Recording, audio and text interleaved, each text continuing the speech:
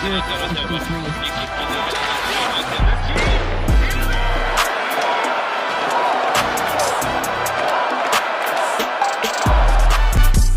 there and welcome to this bonus episode of the Gazette's Hockey Inside Out show. I'm Stu Cowan of the Gazette, joined by my regular partners here, former Canadiens teammates and 1986 Stanley Cup champions, Rick Green and Chris Nilan.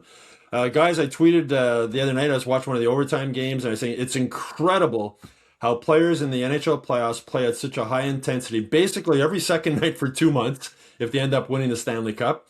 You guys won the Stanley Cup in 1986. I know you both played 18 of the 20 games during that playoff run, so you both dealt with injuries. Just, Rick, how banged up were you guys, and what was the physical toll it took to finally win the Stanley Cup? You're sore. There's always something wrong with you. You're never going to play the game feeling 100%. But what you have to keep in mind that this opportunity doesn't present itself very often. First of all, getting in the playoffs, we were fortunate. We got in the playoffs like every year, advanced, obviously, farther, to win the cups and get to the finals and stuff like that. But I think that it's a test of character. It's a test of guys that I don't feel that great, but when you get on the ice, you don't care. You got to do whatever you got to do to make the difference to help the team. And we were really fortunate with the group that we had. That there's injuries, guys were hurting. It's all part of it. Everybody that goes through that stretch knows how difficult it is to feel good and to win. And the bottom line out of all that is you pay the price. You do whatever you have to do to make the difference in each game.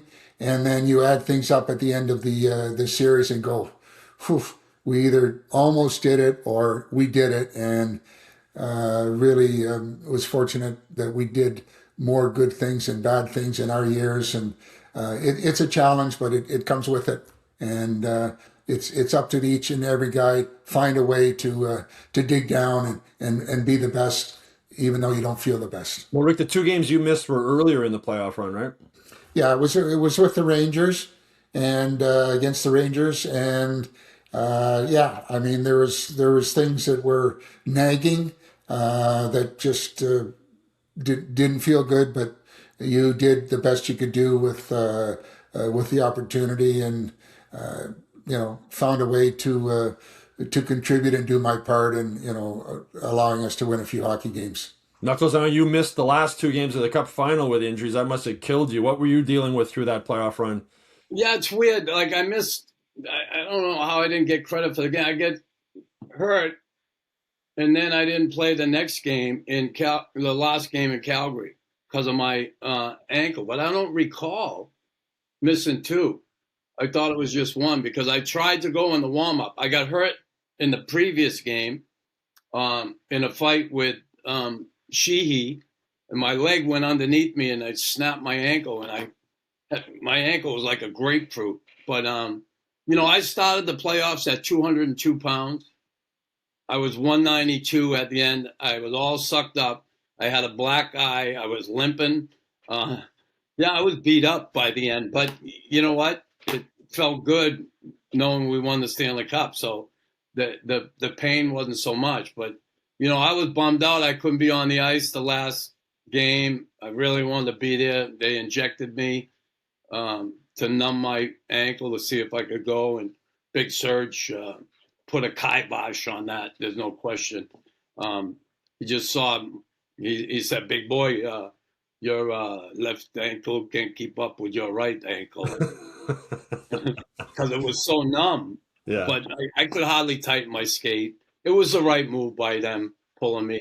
I was devastated, but when the boys won, it was awesome. So you would have gone out there if it was up to you? Oh, for sure. Yeah. But again, I would have been a smart thing to do. I would have been at a disadvantage. I really wasn't healthy enough to go, but I was trying. I know at the end of the Stanley Cup playoffs, Rick, there's always the injuries come out, right? You find out what guys were playing through.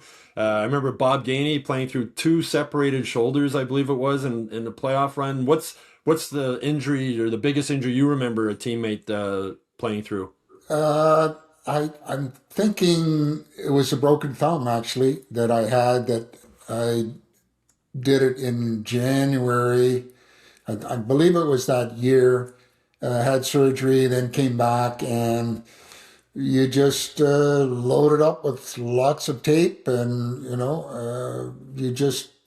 you wanted to be part of it, and providing you could contribute and do your part, you were there, and you just try to look beyond what the injury was all about, and just enjoy the ride. And I enjoyed just kick the puck over to your partner. let him skate with it. I'll stay back. Knuckles, what can you imagine? Like Bob Gainey, two separated shoulders. Like, and when you see he had one separated shoulder and one dislocated. One that dislocated got popped back in, and he played with a brace on his top hand where they had this like sling on him, and there was a clip to it, and it held his arm in a certain position. Yeah, it's crazy. When you see a teammate doing that, like, how much of a boost does everybody get from seeing that? Well, I think in hockey you come to expect it. So it's like, okay. I mean, that's a little much, I think, guys. But Bob was different like that. He was able to, he was able to suck it up and play and know that he wanted to be there and lead the way for his team, And, it's like even in retirement, instead of getting one new knee, he got two at the same time. I'm like, well, I get that too. So, but God bless him. Yeah, he was a great leader. I guess so, Rick, when you look back at the memories of '86 and you look at your Stanley Cup ring, the injuries are something that I don't want to say fondly, but the fact that you battled through that makes it even a little bit more special. Very, very much so. And again, Ryan Walter and we look back because of the huge trade that happened. The expectation was not just to get in the playoffs. When is the cup coming? And we had a pretty good run building up to it, whether it's the semis or obviously the finals, then the losing in the finals. When we did it in '86, Ryan basically looked at each other and we said, "Yeah, we got it done." And we looked back at all the negativity, if you will, of different things that people were questioning, and we were, needless to say, very thrilled to know that we got it done and was part of one of the best winning franchises at 23 Cups at that time in the history of pro sports. So nothing but a bonus. So many young kids on this Canadiens team, Knuckle, and young fans who have no idea what a Stanley Cup in Montreal is like. What would you say to the young guys in this Canadiens team? Like, what would it be like if they were to get there and win the cup? Oh, it'd be batshit crazy. Like, this town would just explode. Listen, being 40 years ago, that Stanley Cup parade, it was just like, a million people, St. Catharines Street. It's crazy. They don't have listen, they hear the cheering, they'll hear it Friday night, but they haven't seen anything yet. If they ever go on to win the cup, which I hope they do at some point, if not this year, next year, the year after, they'll feel like they're honestly on another planet. Well, nothing like the playoffs in Montreal. It's hard to beat. Anyway, that's it for our final bonus episode of the week. We'll be back with our weekly Hockey Inside Out show next Thursday instead of Wednesday because Game 5 of the Canadiens Lightning series is Wednesday in Tampa.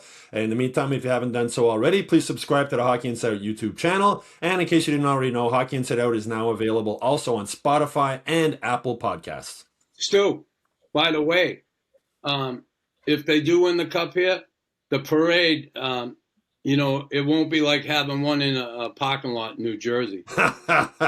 It might not be able to take the usual route because St. Catharines Street is a construction festival.